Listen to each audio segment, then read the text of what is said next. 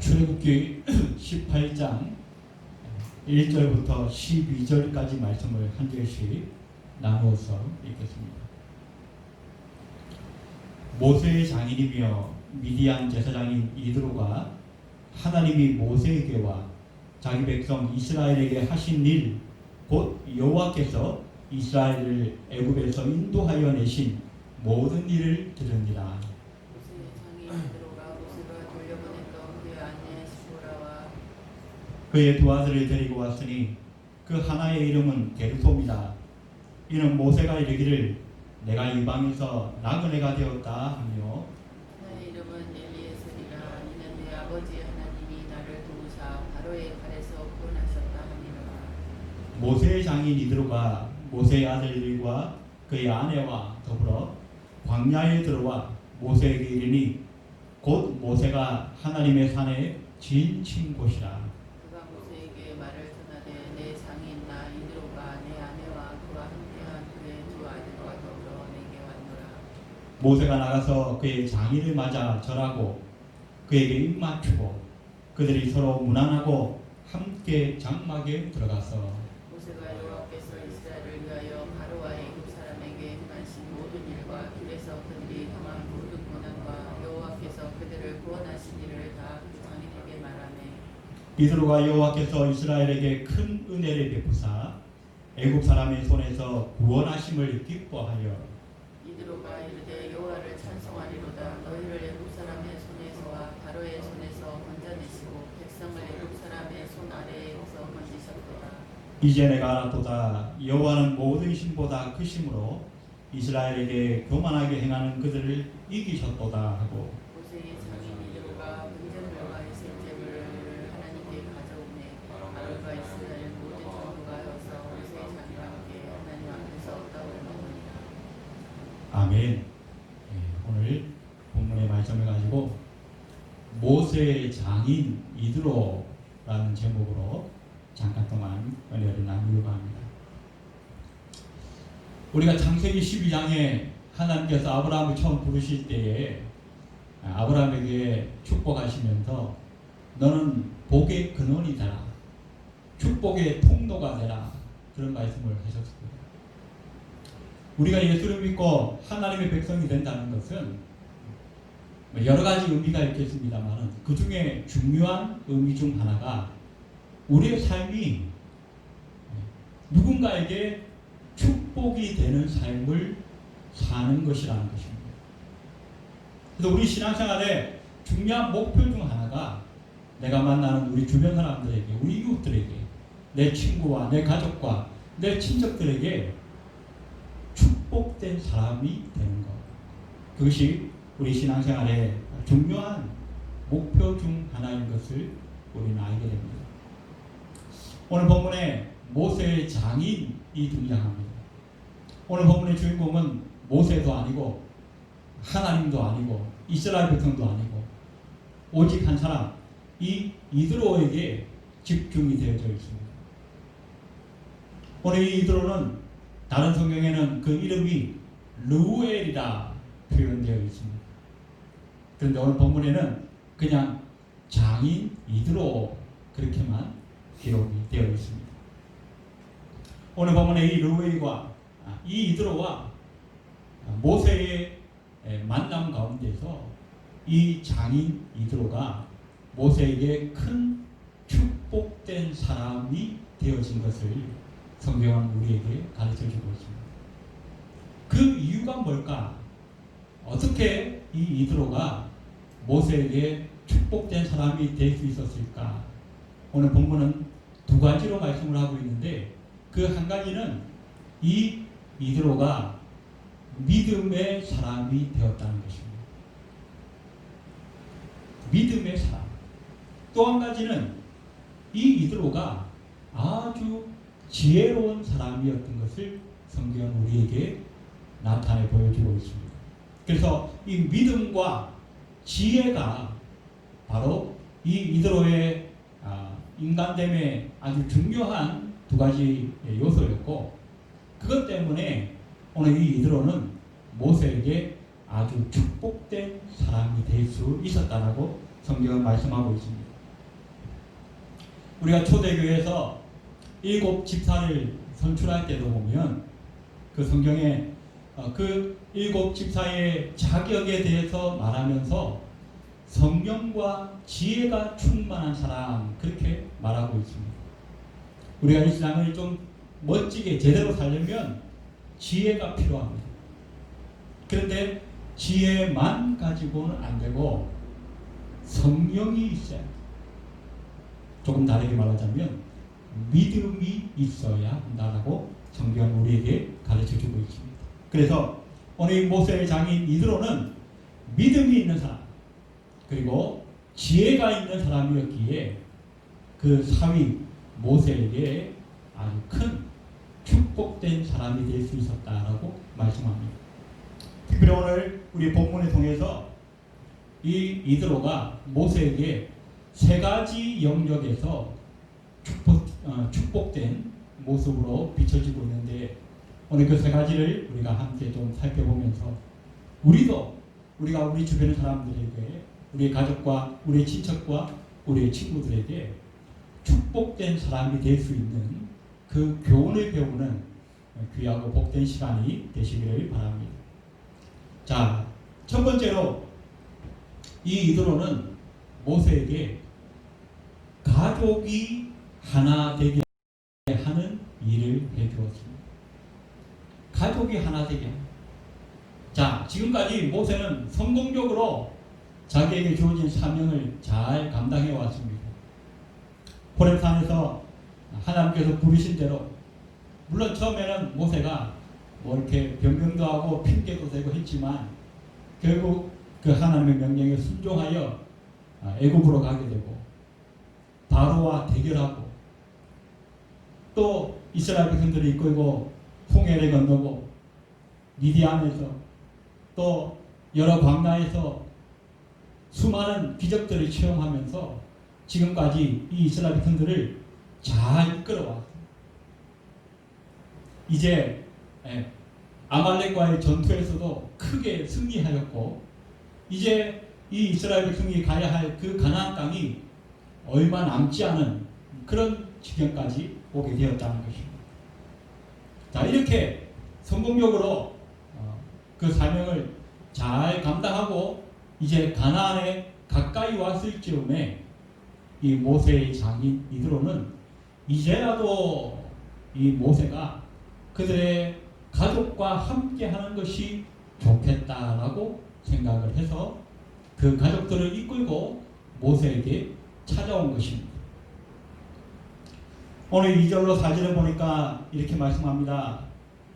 모세의 장인 이드로가 모세가 돌려보냈던 그의 아내 십보라와 그의 2 아들을 데리고 왔으니 그 하나의 이름은 게르솜이다. 이는 모세가 이르기를 내가 이방에서 나그네가 되었다 하며 하나의 이름은 엘리에셀이라.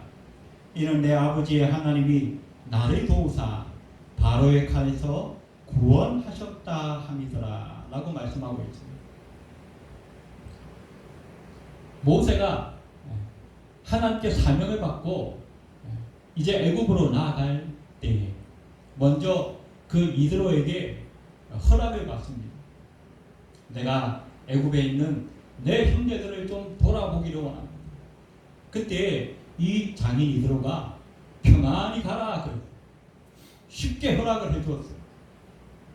그래서 이 모세가 하나님의 소명을 받고 그 가족들과 함께 애굽으로 가는데 중간에 이상한 일이 생깁니다. 출애굽기 4장 24절에 보니까 여호와께서 길의 숙소에서 모세를 만나사 그를 죽이려 하시는지라. 아니, 사명을 받고 이제 그 사명을 이루기 위해서 가족들과 함께 애굽으로 내려가고 하는데 하나님께서 갑자기 나타나셔서 모세를 죽이려 했다. 그런데 그 아내 십보라가 그 이유를 알고 오늘 출애굽기 4장 25절에 보니까 이렇게 말씀합니다. 이에 모세의 아내 십보라가 차도를 취하여 그 아들의 양피를 베어 모세의 발 앞에 던지며 가로되 당신은 참으로 내게 피난편이로다 하니.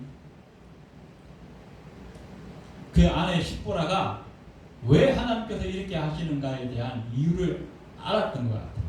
그것은 모세가 이스라엘 백성을 출애굽하는 큰 사명을 감당하기 이전에 먼저 자기의 가정에서부터, 자기 가족들에게서부터 하나님 앞에 올바른 순종의 도를 이어가야 할 것을 나타내고 있다는 것입니다. 자기 가정이 먼저 하나님의 말씀과 하나님의 율법을 존중하고 그 뜻을 이뤄가는 가정이 먼저 되기를 하나님이 원하고 계시다는 것을 그 아내 십보라가 알고, 우리 아들에게 우리가 할례를 행하지 아니하고 우리가 가려고 하니까 하나님이 막으시나 보다. 그래서 급히 할례를 행했던 사건이 성경에 기록되어 있습니다. 아마 그 일 때문에 그때 아마 이 모세가 이 가족들을 다 데리고 그 엄청난 사명을 감당하기에는 좀 무리가 있을 수 있겠다, 그런 생각을 하고 아마 그때 가족들은 다시 장인에게로 돌려보내고 혼자 그 애굽을 향해 내려가게 되었던 것 같습니다. 그래서 이제 그 힘들고 어려운 길들을 다 지나고 이제 무사히 그 사명을 잘 마치고 돌아온 그 즈음에 그 장인 이드로가 이제라도 그 가족들과 함께 하는 것이 좋겠다. 그래야 모세가 더 이상 외롭지 않고 더 힘들지 않고 그런 이유를 이 장인 이드로가 깊이 생각하고 모세에게 그 가족들을 데리고 온 것입니다. 가족은 하나 되어 있어야 합니다. 특별히 부부는 성경에 보니까 기도할 때 외에는 분방도 하지 말라고 말씀하고,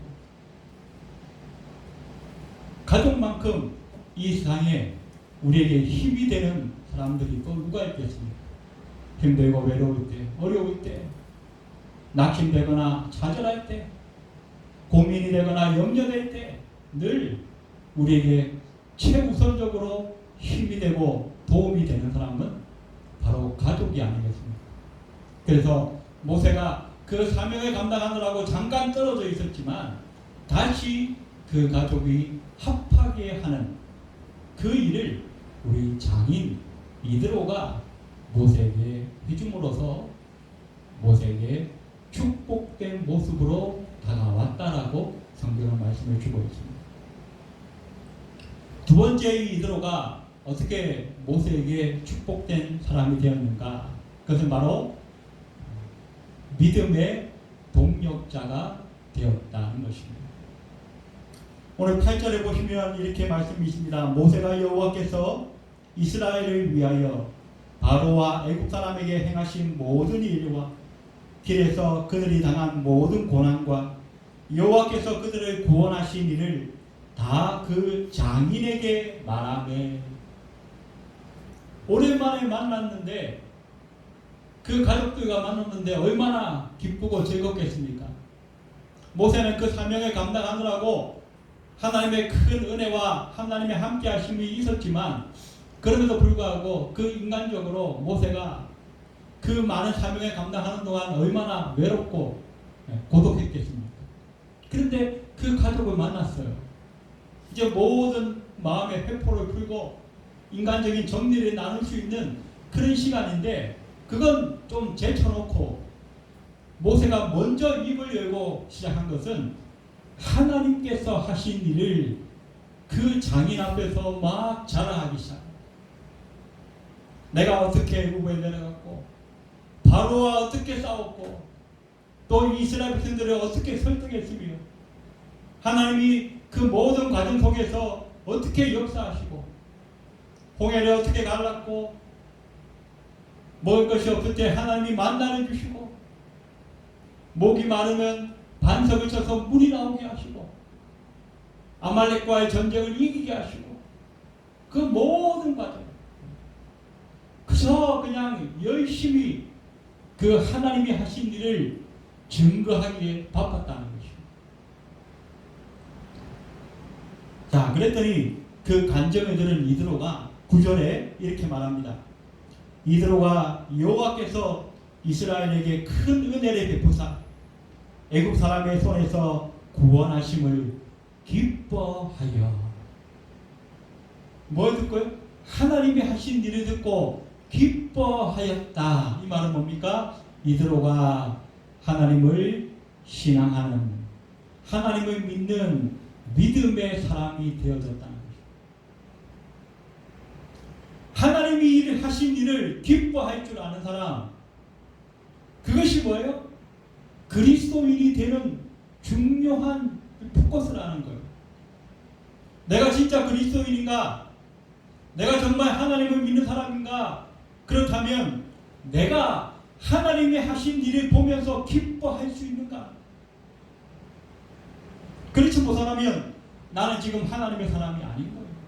세상에 돈 버는 게 더 기쁘고, 세상에 드라마 보는 게 더 기쁘고, 친구들과 이야기하는 거, 게임하는 게 더 기쁘고, 그것이 더 기쁘고, 하나님이 하신 일에 대해서 관심이 없고, 그것이 나에게 별로 감동이 없다고 한다면 나는 지금 하나님의 사람이 되지 못한 것이라고 볼 수도 있습니다. 이어서 10절에도 보니까 이드로가 이르되 여호와를 찬송하리로다. 너희를 애굽 사람의 손에서와 바로의 손에서 건져내시고 백성을 애굽 사람의 손 아래서 건지셨도다. 찬송은 하나님의 백성들의 마땅한 반응입니다. 마땅한 반응. 하나님이 하신 일을 보면서 어떻게 찬송하지 않을 수가 있겠습니까? 그 찬송의 모든 주제는 하나님입니다. 하나님이 무엇을 하셨고, 하나님이 어떻게 하셨고, 하나님이 언제 하셨고, 하나님이 어디서 하셨고, 모든 주제가 하나님입니다. 또 11절에도 보니까 이제 내가 알았도다. 여호와는 모든 신보다 크심으로 이스라엘에게 교만하게 행하는 그들을 이기셨도다 라고 말씀하고 있습니다.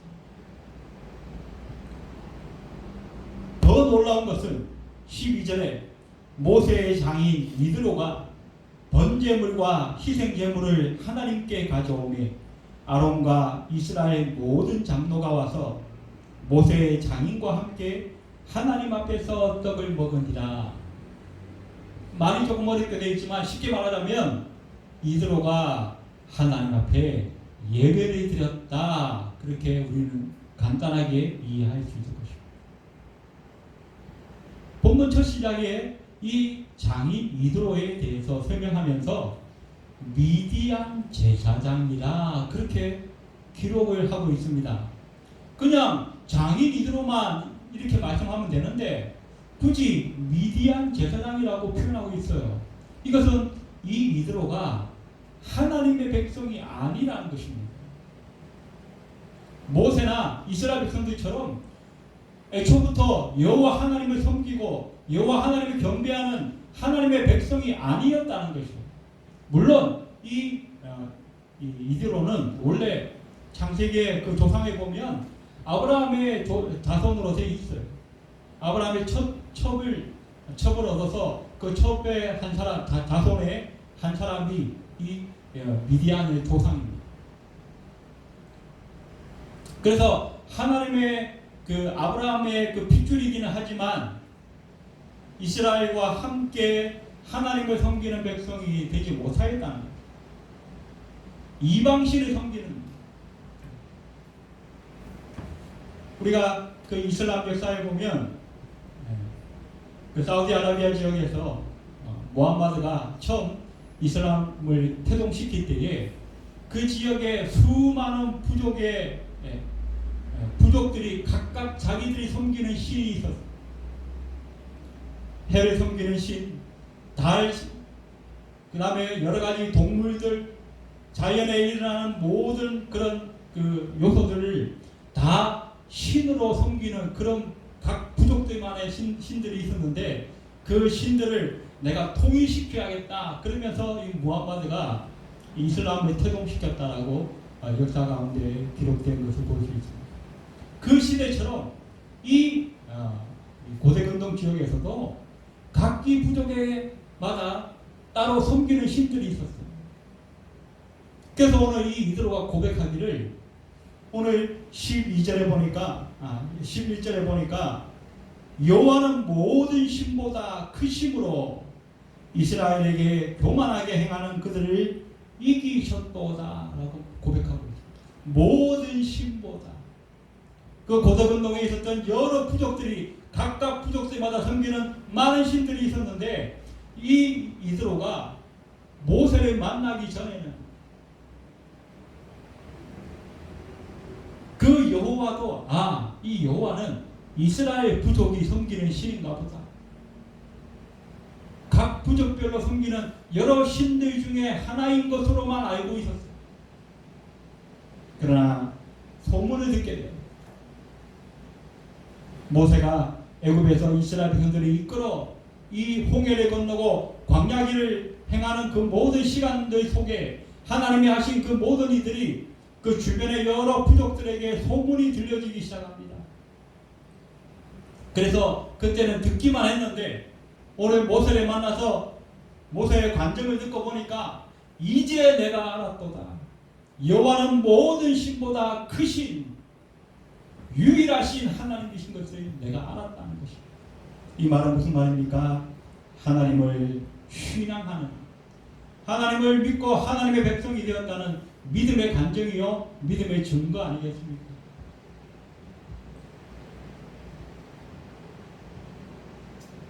자, 모세가 이제 하나님의 은혜 가운데 많은 사명을 감당하고 지금 이 이스라엘 백성들을 이끌고 이제 가나안 땅으로 가고 있지만 아직도 해야 할 일이 많이 남았어요. 아직도 가야 할 길이 있습니다. 이제 가족들과 함께 그 길을 이제 또 열심히 가야 하는데 그 장인이 믿음의 동력자가 되어준다는 사실이 얼마나 모세에게는 힘이 되겠습니까? 내 가족이, 내 친척이, 내 친구가, 내 이웃이 나와 함께 믿음의 동력자가 되어서 나를 지원해주고 나를 응원해주고 나를 위해서 기도해준다고 하는 이 사실이 우리의 삶에 얼마나 힘이 되고 든든한 일인지 모릅니다. 그런데 오늘 이 이드로가 모세의 간증을 들으면서 이제 알았도다. 이제 나도 하나님을 알았도다. 이제 나도 하나님을 믿게 되었도다. 그러면서 하나님께 예배하고 하나님을 찬양하고 하나님을 경배하는 이런 모습들을 보면서 모세의 마음이 얼마나 기쁘고 즐겁고 행복했을까요?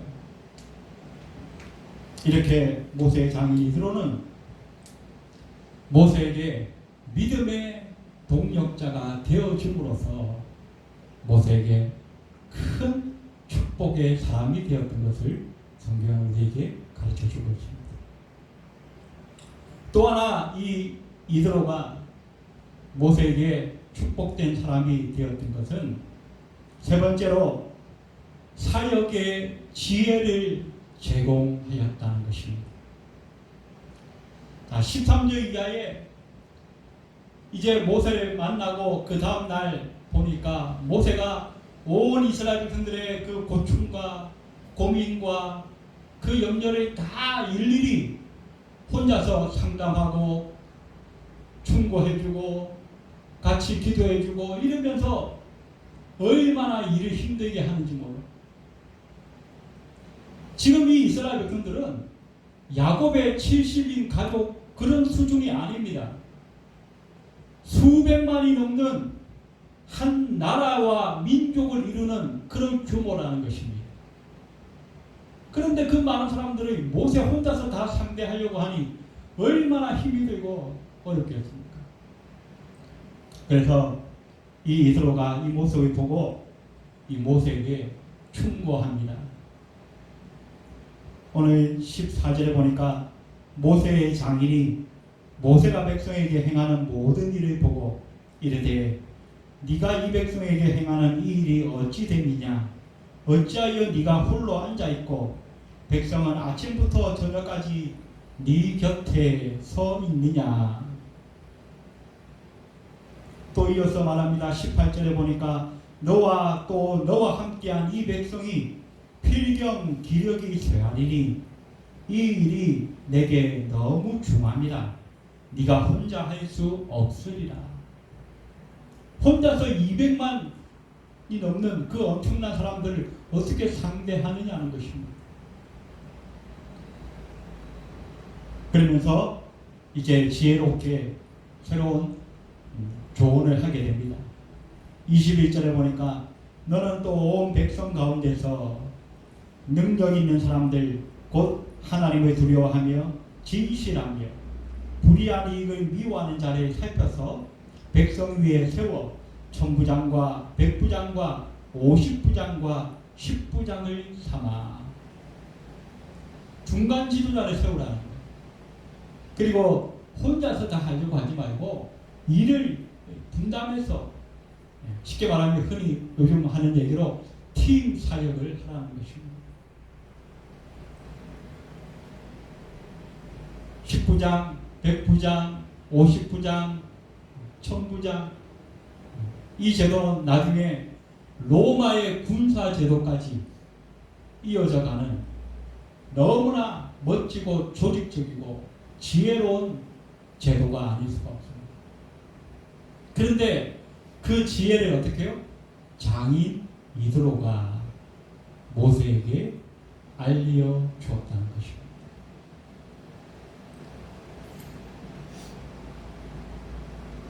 이렇게 분담하지 않으면 지도자는 혼자서 꾸준하게 오래 일을 할 수가 없어요. 스트레스 때문에 기진맥진해서 쓰러질 수밖에 없다는 것이죠. 또 스트레스가 심하다 보면 오랫동안 그 자리에 앉아 있어도 그 일이 효율적으로 이루어질 수가 없어요. 무엇보다 중요한 사실은 지도자가 혼자서 모든 일을 다 하게 되면 그 사람들 가운데에 얼마든지 하나님이 주신 은사와 재능과 그 능력을 가진 사람들이 있을 텐데 그 사람들을 발굴해낼 수가 없다는 겁니다. 이런 여러 가지 폐단들이 있을 수밖에 없죠. 그런데 이 장인 이드로는 지혜롭게 그것을 깨뜨려 보았고 그리고 모세에게 그 지혜를 전수해 주었어. 모세로 하여금 참으로 축복된 사람, 축복된 사역을 할 수 있도록 이끌어갔다는 것입니다. 그리고 27절 이제 마지막 부분에 보면 모세가 그의 장인을 보내니 그가 자기 땅으로 가니라. 이 구절이 참 멋진 것 같아요. 남에게 축복을, 남에게 도움을 주고 남에게 지혜를 주고 자기가 떠나야 할 때는 단호하게 아낌없이 떠날 줄 아는 사람, 자기의 자리로 돌아갈 줄 아는 사람, 이 사람이 참 멋진 사람이 아닌가 그런 생각을 해요. 이제 말씀을 정리하게 됩니다. 우리는 이 세상을 살면서 하나님께서 아브라함에게 주신 것처럼 우리는 축복의 통로로의 삶을, 복의 근원이 되는 삶을 살아야 합니다. 오늘 이 이드로의 교훈처럼 우리도 우리 주변 사람들에게 축복을 나눠주는 사람이 되었으면 좋겠습니다. 다른 사람을 세워주는 사람이 되었으면 좋겠습니다. 다른 사람들을 유익하게 하는 사람이 되었으면 좋겠습니다. 그리고 이제 때가 되면 유유히 나의 자리로 돌아갈 줄 아는 그런 멋진 성도, 멋진 인생 되시기를 주의 이름으로 축원드립니다. 기도드리겠습니다. 사랑의 하나님, 은혜를 감사합니다. 오늘 우리가 멋진 이드로의 모습을 살펴보았습니다. 이 이드로는 믿음과 지혜로 말미암아 모세를 축복되게 한 사람이었습니다. 오늘 우리의 삶도 이 이드로처럼 믿음의 삶, 지혜의 삶이 될 수 있도록 성령께서 인도하시고 역사해 주시기 원합니다. 그다음에 우리가 만나는 모든 사람들에게 축복을 나눠주며 유익한 삶이 되게 하며 그들에게 놀라운 지혜를 전해주고 하나님께서 우리에게 주신 축복의 통로, 복의 근원의 사명을 감당할 수 있는 하나님의 백성, 하나님의 성도 될 수 있도록 주님 인도하여 주시옵소서. 예배를 마치고 돌아가는 발걸음 위에도 함께하여 주옵소서. 예수님의 이름으로 간절히 기도드리옵나이다. 아멘.